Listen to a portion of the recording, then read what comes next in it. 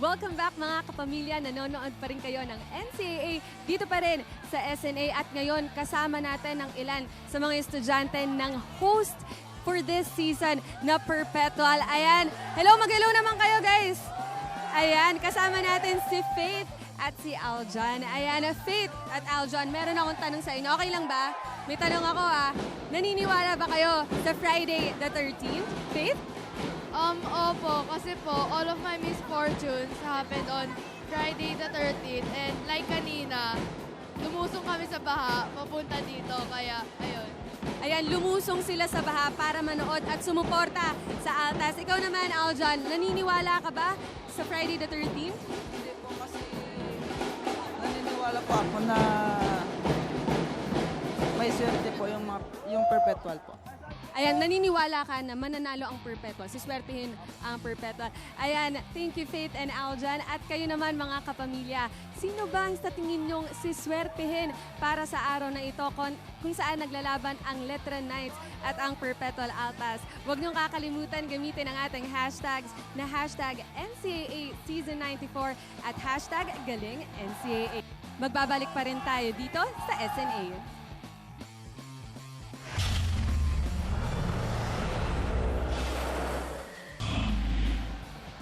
College basketball is back at the Phil Oil Flying V Center dito sa lungsod ng San Juan at ang ating talaan at the half 45 para sa host school Perpetual Altas, 44 naman para sa mga Letranista ang Knights as they try to pick up their first win sa ating unang laban or sa kanilang unang laban dito sa NCAA Season 94. Maraming salamat muli sa inyong pagtutok, Anton Ross, together with Martin Antonio, Coach Hammer.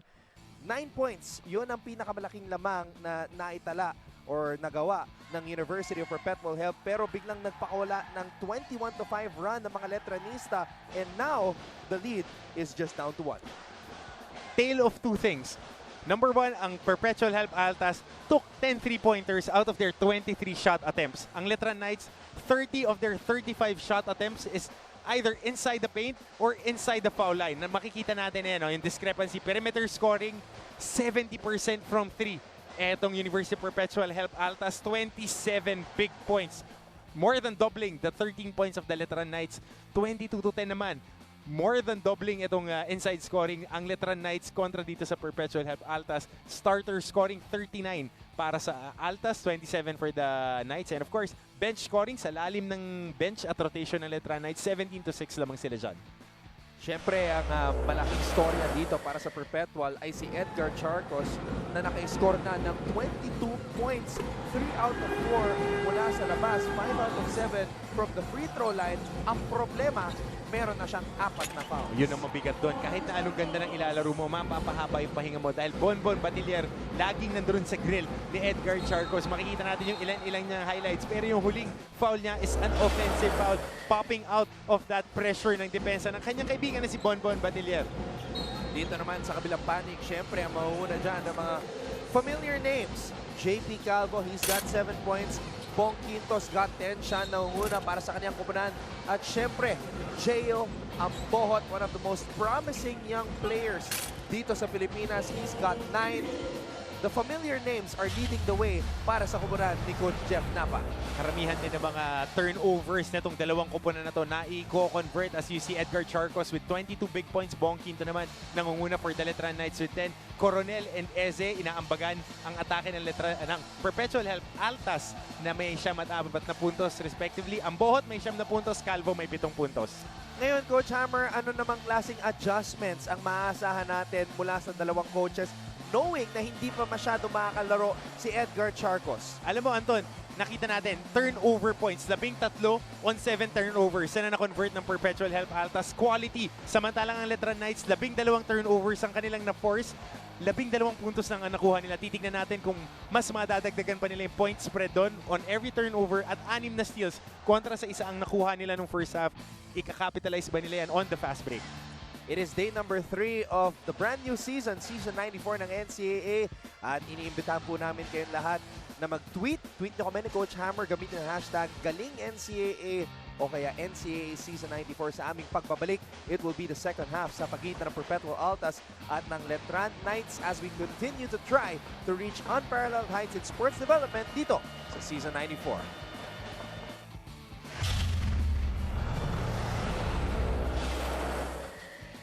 Nagpapatuloy ang nagbabagang aksyon dito sa Season 94 ng NCAA sa loob ng Phil Oil Flying V Center sa lungsod ng San Juan. Perpetual Altas makikipagtagisan ng galing kontra sa Colegio de San Juan de Letran. 45-44 ang ating talaan pabor sa Altas. At gaya ng ating inasahan, di muna maglalaro si Edgar Charco, saddled with 4 personal fouls. But he's got 22 points to lead all scorers dito sa ating laro. Dito natin makikita, Anton, saan manggagaling yung offensive flow ng Perpetual help Altas. Yan ang ating malalaman maya-maya lamang as we see Muyang. Second time I've seen him try to do that reverse layup from the opposite side, Coach Hammer. Para Philip Cesar yung layup na ganun eh. Yung gagamitin mo yung katawan mo, ililiad mo on the defender. Cielo Razon, yun! Yung ganun pala ginagawa yun. Swabing-swabe, may ball fake, step into the defender, use your body to protect that layup, kunin mo sa kabilang side ng board. Mahirap na galaw yun mula kay Cielo Razon. Usually, kakaliwa na yun eh. Oo. Ng ibang players eh. But Cielo Razon making the difficult look easy. Nakita mo yung step into the defender, ball fake, and then kuha ka ng separation on the second step. Put your body between the ball and the basket. Ngayon, sinasabi ng mga Letran Knights na dapat daw tinawagan ng goaltending si Prince Ese. Binura yung layup na yun eh. Tingnan natin, mukhang may review dito.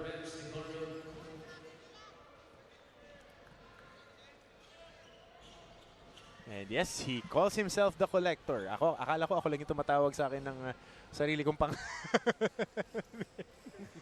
Pero alam mo Anton, Prince Eze improved a lot coming in from his rookie year. Nung rookie year siya, he was there to complement former NCAA MVP Bright Akweti. Bright was more of the offensive option. On the defensive side, siya ang naging anchor. Pero last year, he showed a lot of promise when it comes to offense. It's very difficult when you don't get the minutes that you desire. Exactly. Yun ang naging problema kay Prince Ese nung magkasama pa sila ni Bright. Dahil hati sila sa 40 minutes at parehas na dekalibre mag-perform itong dalawang mama na ito. Oh, by the way, Bright was there on opening day. Opening day, nandun si Bright. Siyempre, malaki rin ang utang na loob ni Bright Akweti sa Perpetual dahil sila ang unang nagbigay ng oportunidad para sa kanya na maglaro ng collegiate basketball dito sa Pilipinas. I think he won an MVP. No. He was part of the top 5 players of the NCAA during his, I think, sophomore year. He might have won an All-Star Game MVP All-Star Game MVP. Ese won All-Star Game MVP last year. Dahil Allwell Oraime yung kasabay niya. Si Allwell back-to-back Oraime. MVPs. Yeah. That was the year na I think Oraime, Tangkwa, Eze, Akweti, and yung apat yung foreign student si athletes. Gio lang yung I think that was Gio Halalon's last playing year, season 92. Hamadu Lamino was the other one. And it's great to see him back, by the way, exactly. Para sa Emilio Aguinaldo College. Recuperating from injury. High-low play. Naagaw ng mga Letranista. Here comes JP Calvo. Binigay ang bola dito kay Bong Quinto. Dinedepensahan ni Mangalino using that big body. Quinto, unable to absorb the contact properly. Babalik ang bola sa Perpetual Lights. And Mangalino, tinaas lang yung kamay niya. Great defense right there. Pinayungan lang. Itong si Bong Quinto. Razon trying to get it to Ese. Natapik ang bola. Look at Larry Muyang run. I've never seen him run that fast when he was still playing for the Green Archers. At Larry Muyang, great hands. Yun talaga yung masasabi mo dito sa mamang to. Every time he touches the rock, especially on opportunities like that in the paint, basket na yan. 47-46 ang ating talaan.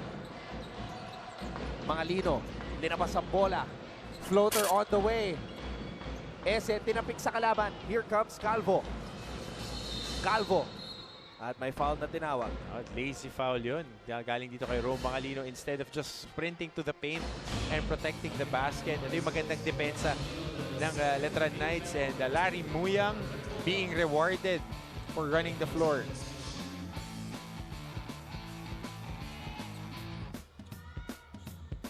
At yun yung foul ni Mangalino dun sa fast break na yun instead of just sprinting down in the paint. Bongkito, inaatrasan ang bantay. Peralta tinawagan ng foul. Ang tawag doon larong kalye, minama. Ito steals, 6 na para sa Letran Knights. Isa pa lang para sa Perpetual Health Altas. Sinabi ko yung kaninang halftime, hindi nila makapitalize yung mga turnovers na ganun.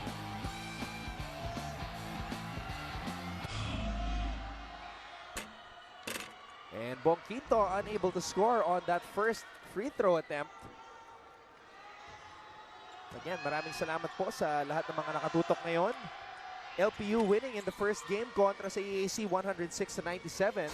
And in the second game, San Sebastian picking up win number 1 after defeating the College of St. Benilde 85-78. St. Benilde, the dark horse in the tournament. And Larry Muyang was there to help. Binitbit. Meet me at the apex. Buradong-burado yung layup na yun. I'll tell you what, the Letran Knights look meaner this season. Oh, very, very. Yan yung mixture ng speed and grit and girth. Dahil ang laking bagay na meron kang big guy sa ilalim. But just like that, parang kay Prince Eze. And it's Perpetual basketball. The Altas are running. Mangalino, binigay kay Razon. Bumitin sa ere. Mangalino, binangga. Hard foul. Bodies on the floor. This is the physical type of basketball na ating mapapanood dito sa NCAA. Na-miss din natin yan. At Rome Mangalino not giving up on that play. So, medyo na late yung pasa niya. Binali ni Razon. Tapikan makukuha ni Mangalino. And then naglanding sa kanya itong si Christian Pajarito. Medyo mabigat yun, ha? Meron tatlong foul kay...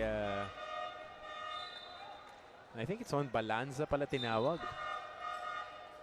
Check that, it's on Pajarito. I think it's on Pajarito. Now, Pajarito was going up for the block as Mangalino was turning to gather himself.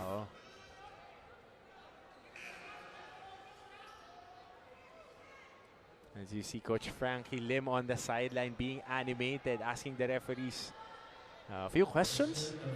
Well, you don't want Coach Frankie Lim animated. Oh, no. I have seen him very, very animated, and it's best just to not get him exactly. mad and on your bad side, on his bad side.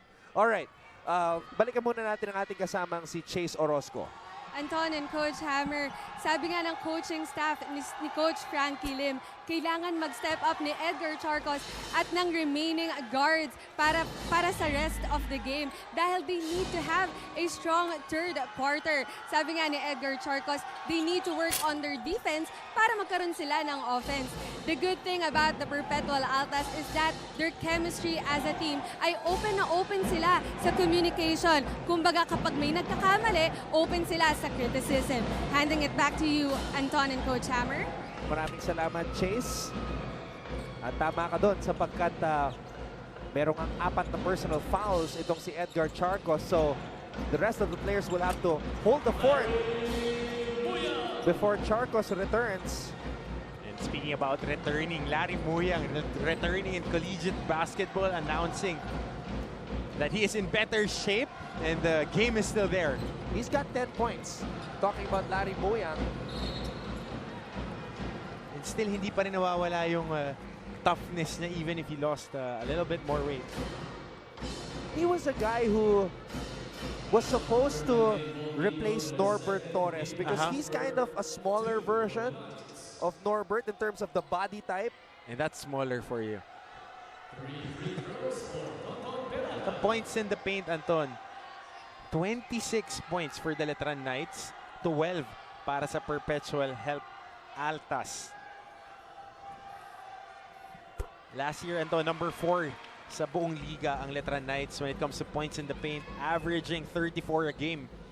Samantalang itong Perpetual Help Altas, they were on the bottom. Number 8 lang sila, 30.5 points per game. Lalo na ngayon, they are heavily relying on artillery on the outside.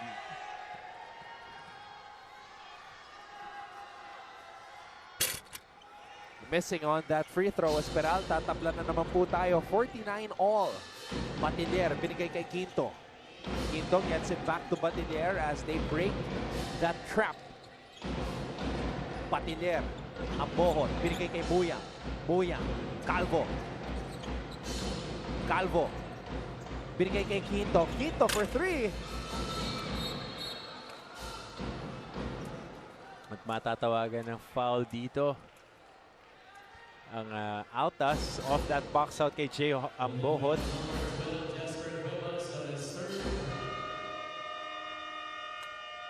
And Coach Frankie Lim calls a timeout. Magbabalik po ang season 94 ng NCAA.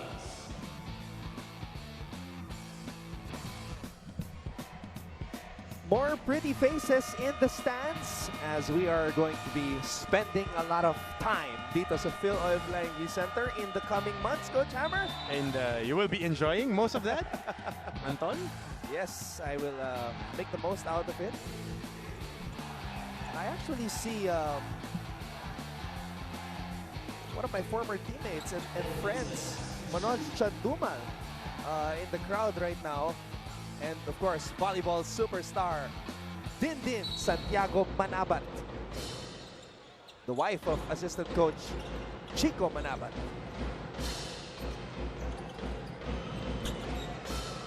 Tapi ka ng bola. And it will be Perpetual basketball as Razon comes up with that rebound.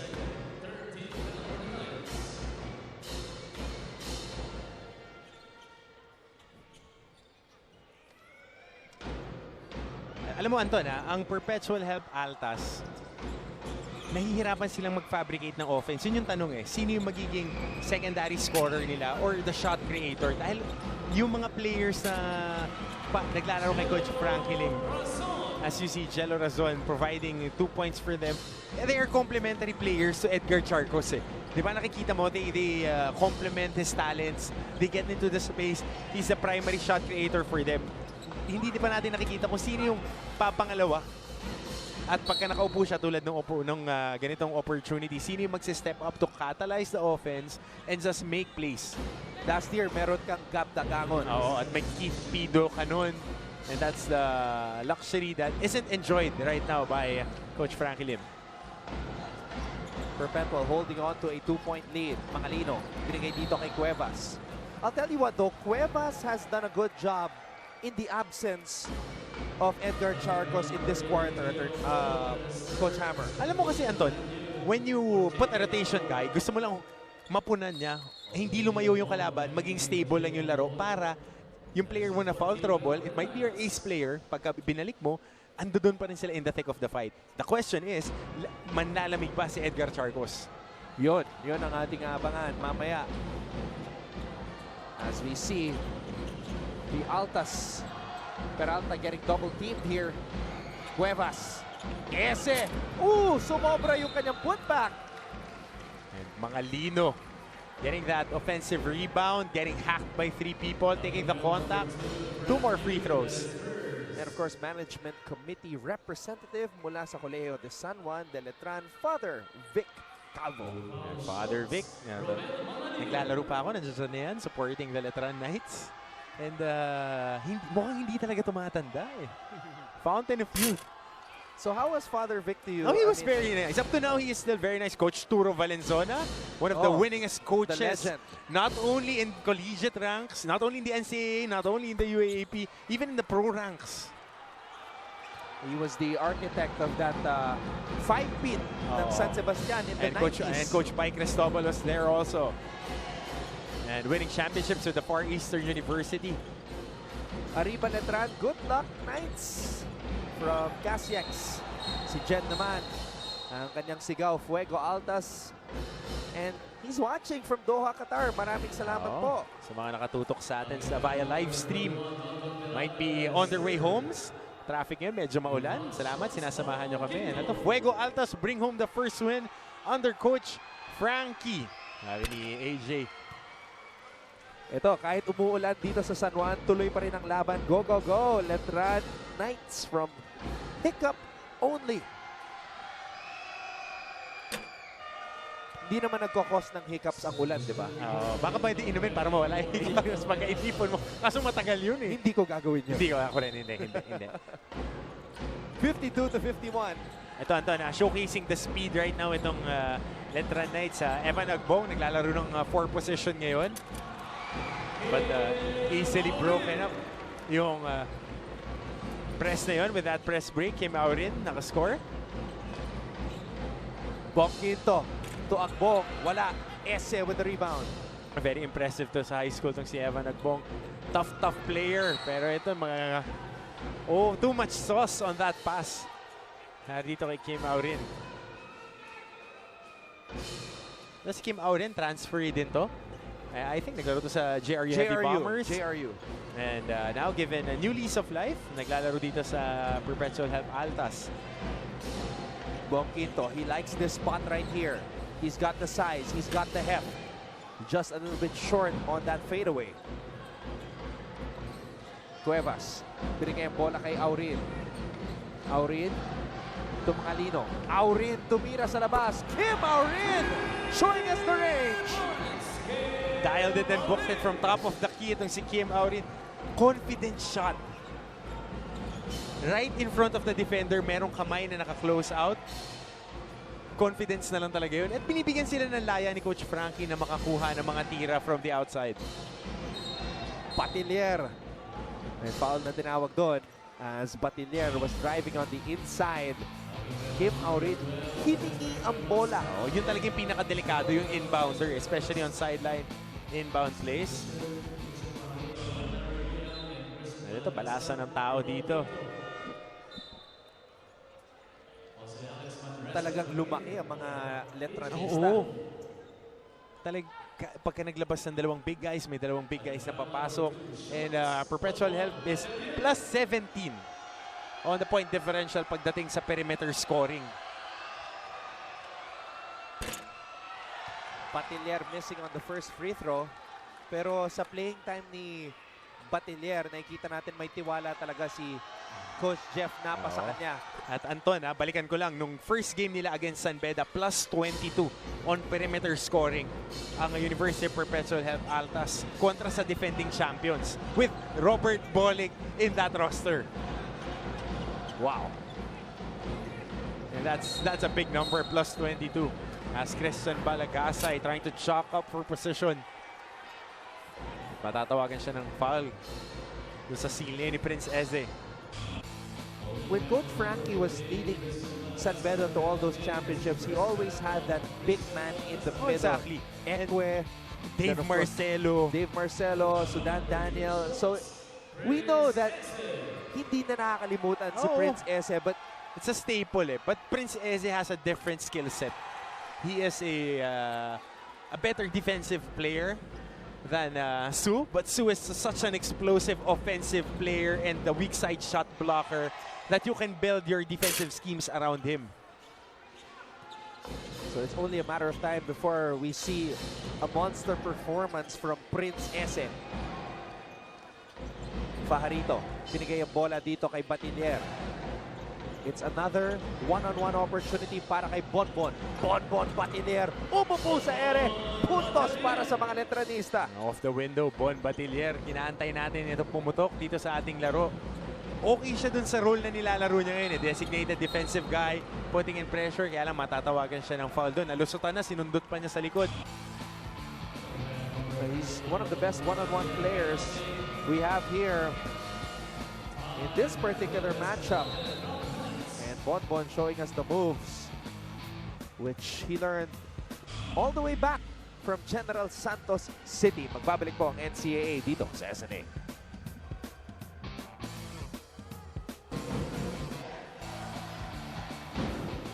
Friendly faces in the stands as we go back to our Smile You're on Cam feature dito sa ating NCAA coverage. 58-54 ang ating talaan.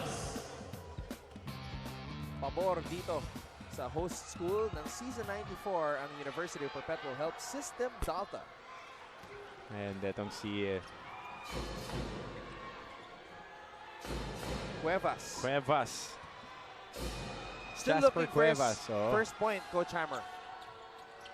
Oh, missing. Solid job dito sa second half na pagtitimon.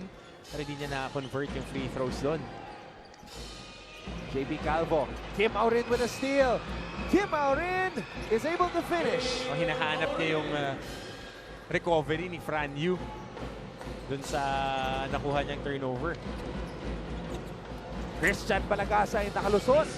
We're still waiting for the development of this guy. Christian Balagasay. Biglang tumangkad kasi ito eh. Kaya now he's playing that center position. Yung sayang yung nakuhang agaw ni Alex Mandresa. Sumobra lang yung pasa niya na outside ulit. Very interesting lineup right here, Coach Hammer. You've got three very quick guys in Yu, Calvo, and Mandresa. Providing that top pressure. And Christian Fajarito, quite a quick four din to. And he can play that trapping defense. Aurin. Bola napunta sa kanto. Cuevas. Wala pa rin. JP Calvo. JP Calvo with a burst of speed. Just unable to put it down. Maganda ng depensa ng Perpetual Health Altas doon. And Aurin, hindi niya tinamaan si Calvo but still challenging. So 9 out of 7 on layups ang Letran Knights. Gimisian, 7 out of 11 lang ang Perpetual Health Altas. But a lot of their points coming from the perimeter. JP Calvo. Using the Balagasay screen. JP Calvo, supalpal ni Ese. Pinura ni Eze. Nangongolekta na nga ng mga supalpal at shot clock violation. Starting to earn that collector nickname. Getting a stop right there. He has collected 3 blocks, 11 rebounds, and 5 points. Nakikita mo, yun talaga yung pinoprovide niya, yung intimidation factor, being the linebacker para dito sa depensa ni Coach Frankie. 6'11" from Enugu, Nigeria, Prince Ese. Kim Aurin. Mangalino. What a block by Fajarito. Eto na si Calvo. Calvo, don't look pass. Ese collecting another block. Pinako sa board yung layup na yun. And Prince Eze, great shot block. Pang-apat na yun. And great seal. Mawagsak si Fajarito. Napayungan si Prince Eze. At may foul. Alam mo, Anton, last year ang University of Perpetual Health average 3.9 blocks as a team. Number 2 sila sa liga. But today, Prince Eze, 4 blocks. Replicating what he did in the first game. With a finger wag a la Dikembe Mutombo. And that's a shout out to Mama Africa for you. Great shot block there. Although ang idol nitong si Ese ay si Kevin Garnett. That's why, look at his shooting form. Mala KG. Yun nga lang, kailangan yung shooting touch ni KG. Reps. Extra reps.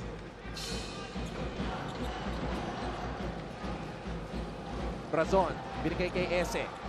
Ese umatake. Ese tumira. He had to shoot that dahil paubos na yung oras sa shot clock. Ese working hard. Ese putting it up. Babalik sa free throw line si Prince Ese. Ayun yung literal na ginawang sampayan. Si Prince Eze. Umaangat. Nakikita mo yung mga mahaba niyang mga bias. Ito, Anton, sa atake na yun. Makikita mo, ha. Nakakuha sila ng putback. Overshoots it. Braso lang ni Prince Eze yun nandoon. Ano mo? Sinampayan na lang talaga. Wala ka na magagawa pag 6'11" yung nasa harapan mo ng ganun. This is the last playing year, Coach Hammer, of Prince Ese. 5 total blocks. I need to correct myself. 5. Mas marami pa kaysa sa ginawa niya last game. And the Letran Knights in total, 2 blocks.